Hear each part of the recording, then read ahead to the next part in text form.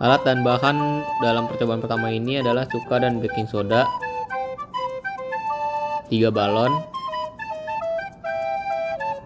3 botol minum, sendok dan corong yang terbuat dari kertas.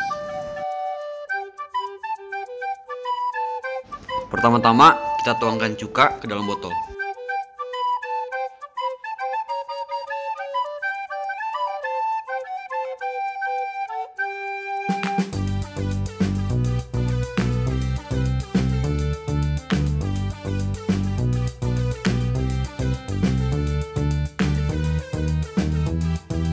Tuangkan cuka ke dalam 2 botol yang lainnya.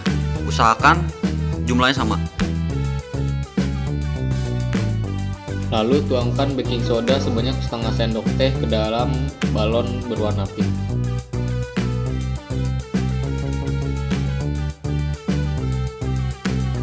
Gunakan corong untuk memasukkan baking soda ke dalam balon dengan lebih mudah.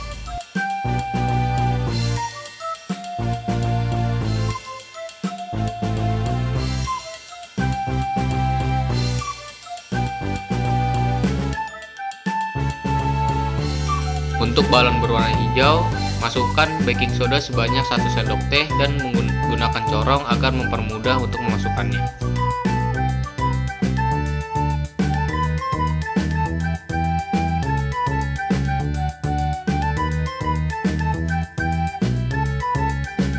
Untuk balon berwarna orange, masukkan baking soda sebanyak 2 sendok teh dan gunakan corong untuk mempermudahnya.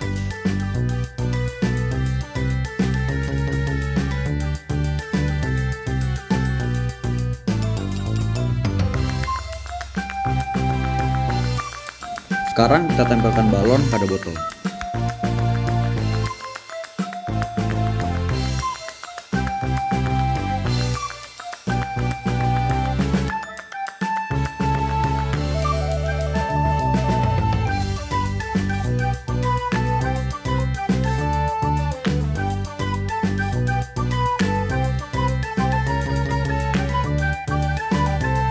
Sekarang kita tuangkan baking soda yang ada di dalam balon.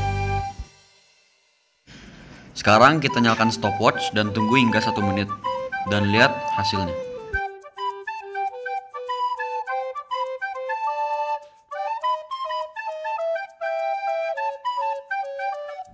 Bisa kita lihat balon yang berwarna oranye berkembang lebih besar daripada balon yang lainnya. Itu karena konsentrasi cuka dan soda kue yang dimasukkan ke balon oranye lebih banyak daripada balon-balon yang lainnya, sehingga laju reaksi pun menjadi semakin tinggi.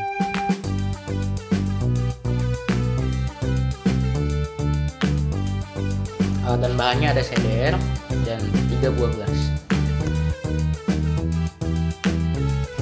Tuangkan air minum ke 3 gelas dengan volume yang sama.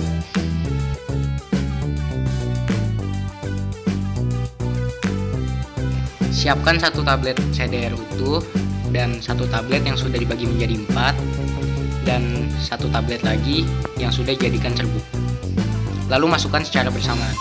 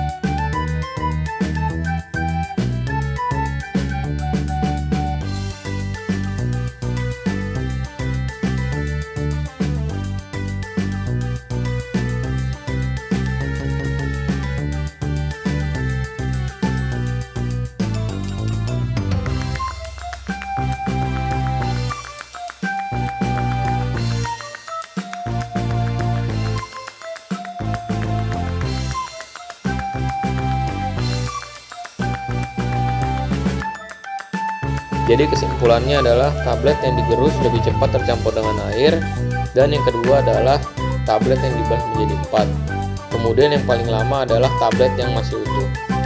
Itu disebabkan karena tablet yang digerus memiliki luas permukaan yang lebih besar daripada tablet yang lainnya.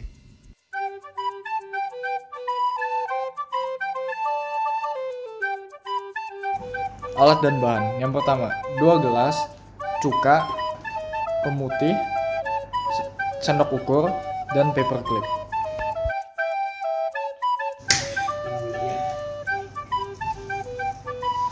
Yang pertama, tambahkan 40 ml cuka kepada gelas pertama.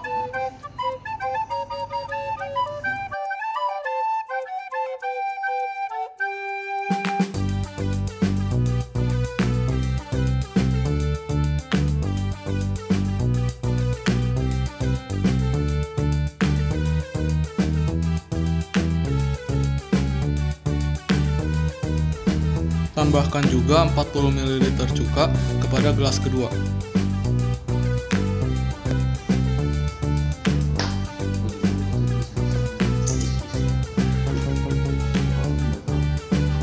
Dan 40 ml pemutih ke gelas kedua.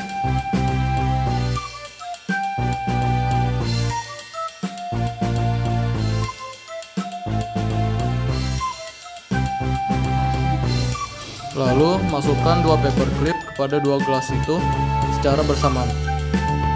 Kemudian tunggulah selama 5 menit.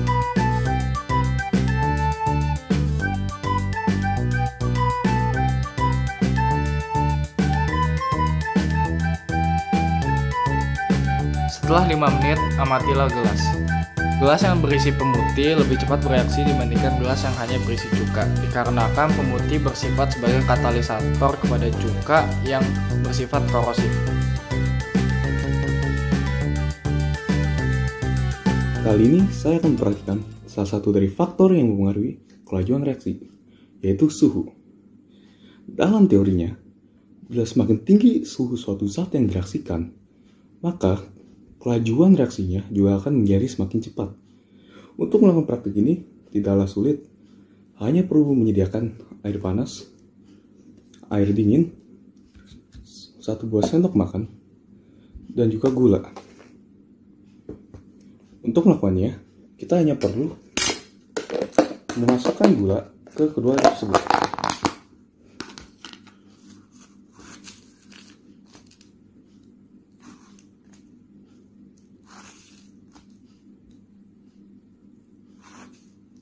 Jangan lupa memasukkannya harus dengan takaran yang sama.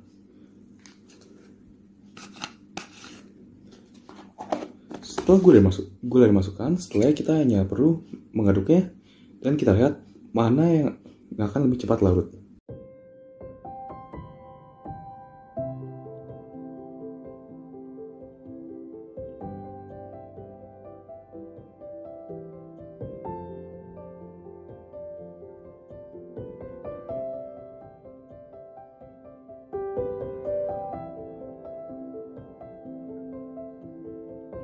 Ternyata, air panas hanya membutuhkan waktu kurang lebih 20 detik untuk mengeluarkan semua gula yang ada di dalamnya.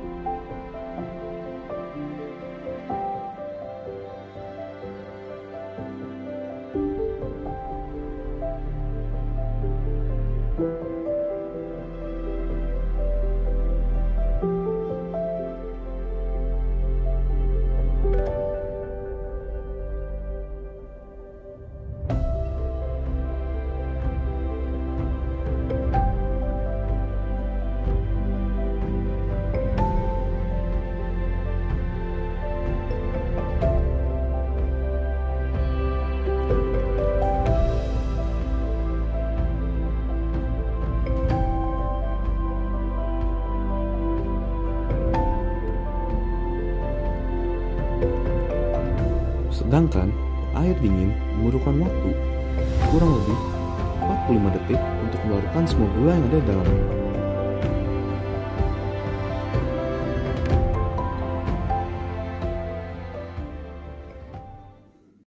Dari praktik ini, kita bisa menarik kesimpulan bahwa air panas lebih cepat melarutkan gulanya. Mengapa bisa begitu?